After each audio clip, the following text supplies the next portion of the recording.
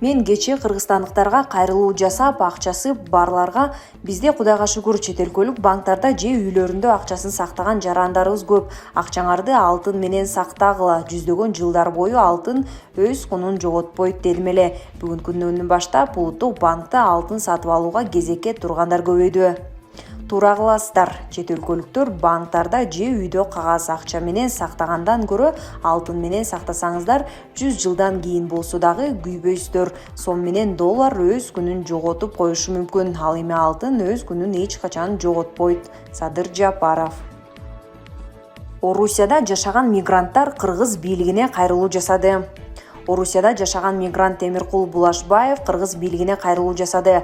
Кыргызстандагы НПОчулар боюнча пикиримди айтып кетүүнү туура көрдүм. Украина Орусия ортосундагы жаңжалга өтө активдүү пикир айтып, алар Бишкекте улам митинг өткөрүүдө. Биздин мекенибизге 2 жолу кол салуу болду. Кошуна Тажикстан куралдуу чабуул кылып, жүздөгөн үйлөр күйүп, 30дан ашык тынч жаткан жарандар набыт кеткен. Ошондо НПОчулар азыркыдай митинг кылып, согуш токтосун, Тажикстан баскынчы деп чыккан эмес. Башка жарандар жардам чогултуп, Баткенге моралдык жана материалдык жардам көргөзүшкөн.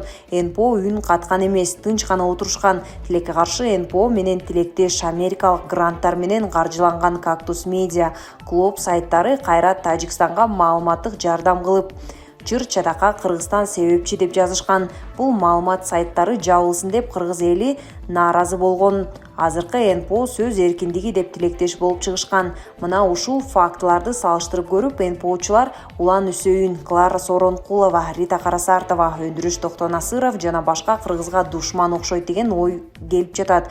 Азыр аябай активдүү Украинаны колдоп, Россияны бир жактуу каралап жатышат. Украиндар 8 жыл бою Луганск, Донецкти аткылоо кылып, жалпы 16 миңге жакын адам каза болгон. Эмнеге НПОчулар бул тууралуу айткысы келбейт? Биз Орусияда жашап иштеп жүргөн кыргызстандыктар Бишкектеги НПОчуларга каршылыгыбызды билдиребиз. Бүгүн РФ аймагында миллиондогон кыргызстандык мигрант жүрөбүз. Башка өлкөлөргө салыштырмалуу Кыргызстандын жарандарына Орусияда жакшыраак шарттар түзүлгөн.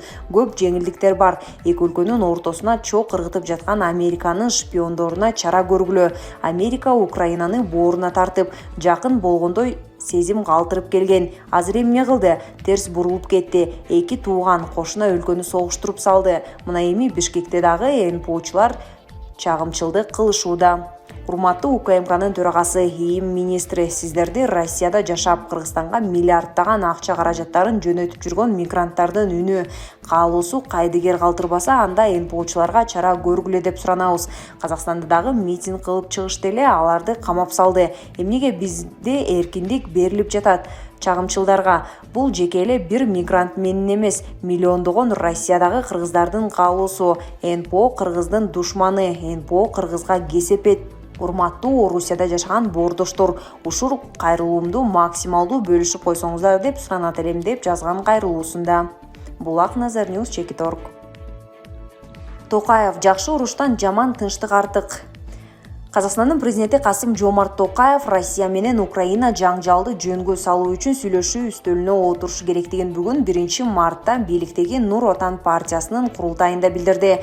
Башка жол жок, жакшы уруштан жаман тынчтык артык, тынчтыктын болмоюнча өнүгүү болбойт, деди Токаев. Ошол эле учурда ал Минск макулдашууларынын аткарылбай калышы Украинанын аймагында аскердик аракеттерге алып келди деп эсептейт. Минск келишимдери кагаз бетинде калды, геосаясий кырдаал болуп көрбөгөндө курчуп кетти, деди казак лидери. Булак апта Чекиткейжи. Зеленский Кыргызстандагы элчисин чакыртып алды. Украинанын президенти Владимир Зеленский Украинанын Кыргызстандагы элчиси Валерий Жавтенкону чакырып алды. Бул тууралуу ал бүгүн эле жасаган видео кайрылуусунда билдирди. Зеленскийдин айтымында Украина элчиси Кыргызстандын позициясы үчүн чакыртылып жатканын баса белгилеген. Биздин дипломаттар азыр өз сөзүнө жана эл аралык укукка чыккынчылык кылган өлкөлөргө карата адилеттүү жана өтө зарыл чечимдерди ишке ашырууда. Биз Украинага каршы агрессияны актоо үчүн кеңешүү үчүн Кыргызстандагы элчини дароо чакырып алабыз деп кошумчалаган.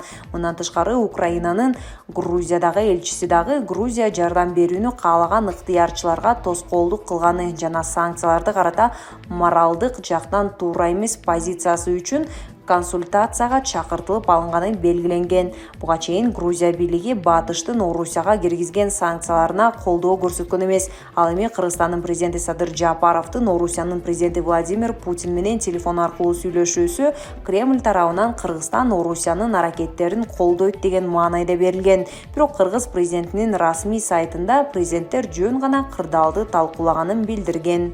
Булак Марал ФМ чекиткейжи.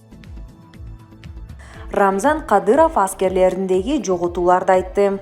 Чеченстандын башчысы Рамзан Кадыров өзүнүн телеграм-каналында Россиянын Украинадагы атайын аскердик операциясы маалында республиканын жарандарынан экөө курман болуп, 6 ар кандай деңгээлдеги жаракаттарды алганын айтты. Буга чейин Дагестандын башчысы Сергей Меликов россиялык аскер кызматкери Нурмагомед Гаджимагометов атайын операция учурунда курман болгонун билдирген. Булак апта чекиткейжи.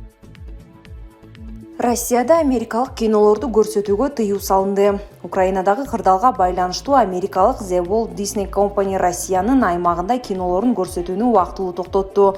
Кийинчерээк ушундай эле чечимди Warner Brothers компаниясы да кабыл алып, 2-мартка пландалган Batman киносунун бет ачарын токтотту. Жогорудагы компаниялардын аракетин Sony Pictures колдоп, 24-мартка пландалган Morbius киносунун Россиядагы прокатын жана буга чейинки кинопремьералардын бардыгын жыйыштырды. Бойкоттун мөөнөтү Украинадагы кырдаалдан көз каранды. Ал эми бул көрүнүш Кыргызстанга кандай таасирин тийгизет? Кыргызстанга чет элдик тасмаларды Cinematica компаниясы алып келет. Кыргызстан орус тилдүү контентти колдонгондуктан кызматташуу Россия аркылуу жүргүзүлүп келген. Cinematica тармагына өлкөдөгү эң чоң кинотеатрлардын көбү кирет. Компания билдиргендей, 2-мартка пландалган Batman көрсөтүлөт. Ал эми андан аркы кинопремьералар эмне боло турганы белгисиз.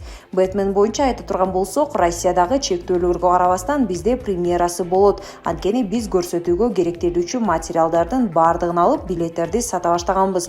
Бирок башка премьералар эмне болот билбейбиз. Россияда тыюу салынганы менен биздин регион Кыргызстан, Казакстан жана башка өлкөлөр белгисиз абалда турабыз. Россиядагы киностудиялардын өкүлдөрүнөн жооп күтүп жатабыз деп Cinematica маалымдады.